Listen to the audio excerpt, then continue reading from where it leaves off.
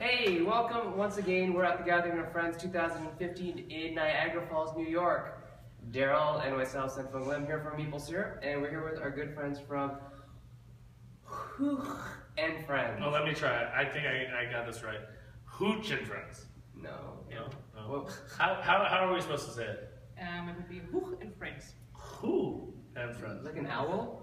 Ooh, yeah, and a Huch and Friends.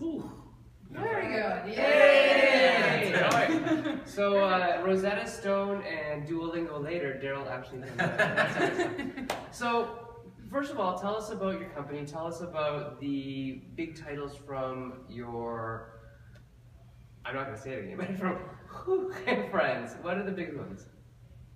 I would say it's like Fauna or Camisado, so we're really good at family games, also party games, abstract strategy games.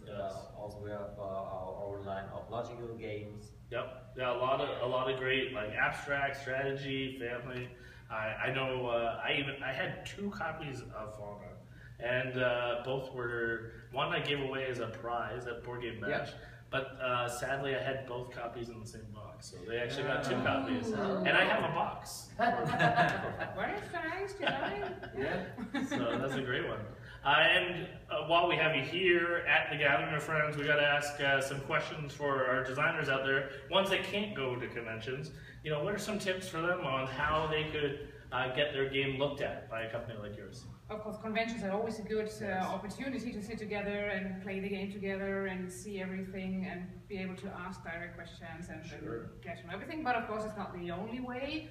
Like, you can send us ideas. We actually have a website, and there you have all the information in German and in English. That's awesome. We'll make sure the link is to this video down below. So yeah, so we'll tell all the steps you would have to do. Like the first thing is send us a mail, describe your game idea, what is it about.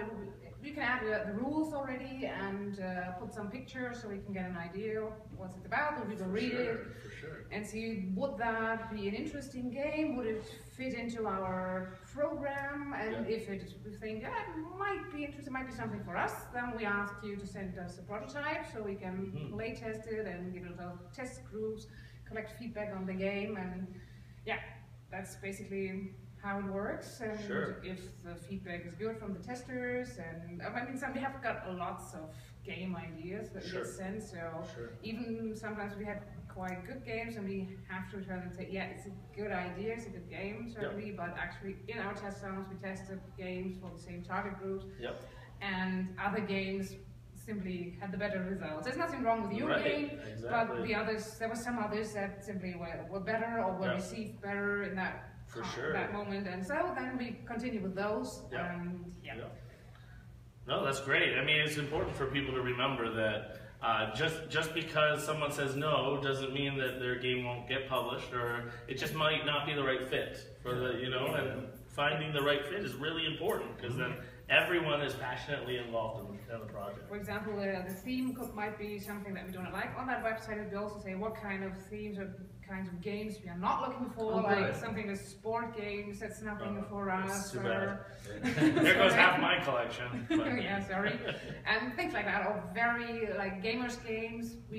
We have some in distribution, but we hardly ever do any ourselves. We just don't have enough time because we've got a very wide range of games. Yeah, a really broad catalog. So definitely check out their games and check out their website. Yeah, it's a good key word, because have a look at our website, have a look at the games we have, and if you think your game might fit in with our children's games, our family games, our abstract games, then write that to us. And please feel free to check out our online catalog. Yeah, definitely. Post link. Yes, yeah, you'll see the link below. So I wanted to know, you get a lot of pitches in person when you're here at events and when you're in Nuremberg or at Essen.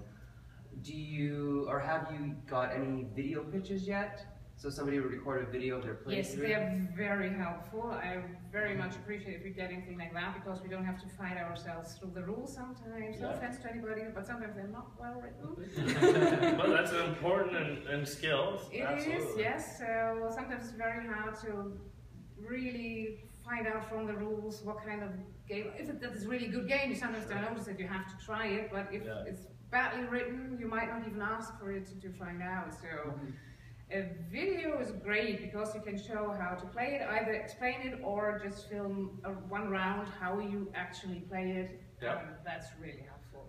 Now also, when you're looking at a game, what kind of things are you jotting down on the other side of the table? Because as you know, designers, we're pitching games and we're all nervous and thinking in our head about things and making up what we think you're writing down or thinking. What is really going on the other side of the table? And she writes a lot. Yeah. so between the two of you, what are some of the things that you're thinking about and even writing down when you're evaluating? What are the question marks that you're thinking about? Well, first of all, I write down the title and the author, so and then some technical details like for how many players is the game, the duration of the game, and the target group, like the age. Is it a kids game like from 4 to 5 or 6, whatever, or is it a family game like 8 plus, maybe 10 plus, or is this a family plus game, which is more difficult. So that's important information. And then, of course, I write down notes about the mechanism. How is it played? What's the special element? Is there anything that's innovative? Or does it have anything like a cool 3D element that's kind of new? Or, any kinds of notes so that I later on, when I go through the books, my list, that I still know, okay, that was that way, that game, that was that game. So. That was interesting, that probably not so much, or that might be an interesting game, but not really for our company. Sure. How about you, Mitch? What are some of the things that you're thinking about? What are some practical question marks in your head? First thing is, do I like the game? Do I think the game has some, does attract to a certain target group? Right. Do I think it fits to our company, to our existing lines, or does it fulfill some needs? For example, when we are at some conventions or fairs, and we get reactions from customers, from end customers, which ask us, "Oh, do we have a game like that and that?" Do you have 2-player games? Benjamin is actually in export, so he has to deal with all the foreigners. And then he gets questions like this: what's in your catalog? Do you have any 2-player games, or do you have any new abstract games, whatever? So, So at the moment, for example, we have really lots of good prototypes for abstract games. Last year we had no good prototype there at all, basically. Well, like 1 or 2 that were okay, but not really great. And this year we are swamped with them and we don't know which one we're going to do. So. That's a good problem. It can be a problem, That's a good problem, okay, of course, if the authors say, hey, take your time, you can do my game after another one, so I'm willing to wait. Good for us, so we can work on it. And good for them too, because I mean, even they're, everyone's game's getting made now. They have a perspective on it. And I mean, we have a new colleague, Simon, who's really into abstract games. Previously, he worked at Strictag in Germany. The German version of the French. And he's really into abstract games. He was even called his nickname Doc Abstracto. That loves abstracts. Another factor which I'm looking into is it language dependent or language neutral? Language neutral is usually better for me. It makes it easy to produce it, to localize it, and that's an important question. So for you guys, what are maybe a few languages that you would really need to focus on, or what are the main? Is there 2 or 3, 4 or 5? What are some of the languages? On the game component, we don't want any language. Ideally. That's ideal. Because usually we have 4 languages on our games.